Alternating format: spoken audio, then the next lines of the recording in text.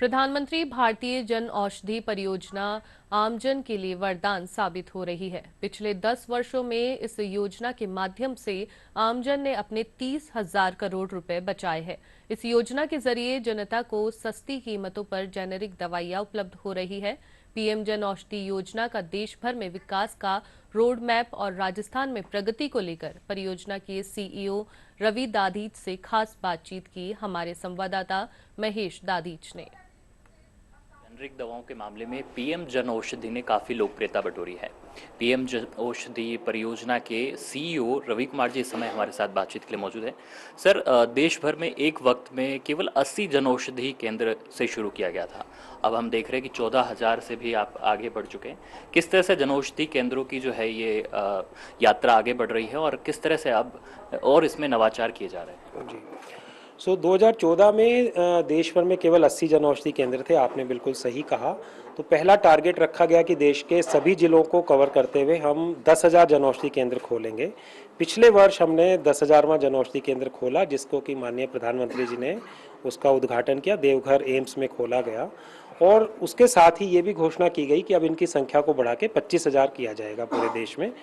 तो उस टारगेट को हम बहुत जल्दी पूरा करना चाहते हैं। अगले 2 वर्ष में हम 25,000 का आंकड़े को छूना चाहते हैं। इसी दिशा में कार्य करते हुए पिछले 1 वर्ष में लगभग 4,500 जन औषधि केंद्र खोले गए हैं। तो आज हम 10,000 से बढ़ के 14,000 जन औषधि केंद्रों की संख्या पर पहुंच गए हैं। क्या ये जिला स्तर से लेकर के तहसील स्तर तक भी हम लोग इसमें पहुंचे? तो इसमें हम ये मॉनिटरिंग तो ज़रूर करते हैं कि किन जिलों में डेफिशिएंसी है, तो वहाँ पर हम पर्टिकुलरली उसकी पब्लिसिटी और प्रचार प्रसार पे फोकस ज़्यादा करते हैं। लेकिन ये स्कीम एक एंटरप्रेन्योर ड्रिवन स्कीम है। इसमें दुकानों को सरकार के द्वारा नहीं खोलना, प्राइवेट व्यक्ति जो एक एंटरप्रेन्योरशिप के रूप में अपना व्यवसाय एस्टेब्लिश करना चाहे वो इसमें ऑनलाइन एप्लीकेशन डिपॉजिट कर सकता है हमारी वेबसाइट पे janaushadhi.gov.in के माध्यम से, और हम उसको अप्रूवल दे देते हैं। इसमें केवल एक ही नियम हम रखते हैं कि 2 दुकानों के बीच में 1 किलोमीटर का डिस्टेंस होना चाहिए। वो मेंटेन करते हुए हम बड़े शहरों में, कस्बे या तहसील लेवल पर या रूरल एरिया में भी इसकी जहाँ आवश्यकता हो वहाँ पर इन दुकानों को खोलने का हम एक स्टेप उठा रहे हैं।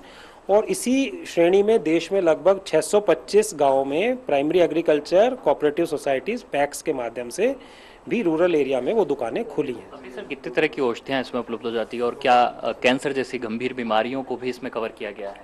तो इसमें अभी करीब 20 प्रकार के थेरेपेटिक ग्रुप्स हैं, जिसमें anti diabetic, anti histamine, cardiovascular, kidney से रिलेटेड, ऑर्थो से रिलेटेड, ईएनटी से रिलेटेड, ये सभी प्रकार की दवाइयाँ इसमें शामिल हैं। और लगभग 2000 प्रकार की दवाइयाँ हैं और 300 प्रकार के डिवाइसेस और न्यूट्रास्यूटिकल्स भी इसमें शामिल हैं। कैंसर आदि की लिमिटेड दवाइयाँ जन औषधि में ज़रूर उपलब्ध हैं, जिसमें करीब 60 प्रकार की दवाइयाँ हैं जो कि प्रेस्क्रिप्शन बेस पर जन औषधि केंद्रों से कोई भी ले सकता है। जो सस्ती और जेनरिक हम दवाएं दे रहे हैं, क्या ये क्वालिटी वाइज भी जो है वो ठीक है कि जिन्हें हम ले तो उनका उपयोग वैसा ही होगा जैसा कि ब्रांडेड औषधियों के साथ होता है? जी, तो पहला आपने कहा कि 30,000 करोड़ बचाए, वो हमारी सेल्स के आधार पर ये असेसमेंट है, क्योंकि ये दवाइयाँ 50 से 90% तक कीमत में कम हैं। तो जो लोग खरीदते हैं वो डायरेक्ट अपना पैसा बचाते हैं। उसका एक असेसमेंट है कि लगभग 30,000 करोड़ रुपए बचाए गए। जो आपका ये प्रश्न था। दूसरा, क्वालिटी से संबंधित जो आपने पूछा, उसमें मैं बताना चाहूँगा कि सभी दवाइयाँ WHO GMP सर्टिफाइड मैन्युफैक्चरर से ही ली जाती हैं और सभी दवाइयों को प्राप्त करने के बाद हम उनको रीटेस्ट करते हैं। उसको NABL एक्रेडिटेड लेबोरेटरीज में हम हर बैच को रीटेस्ट करते हैं।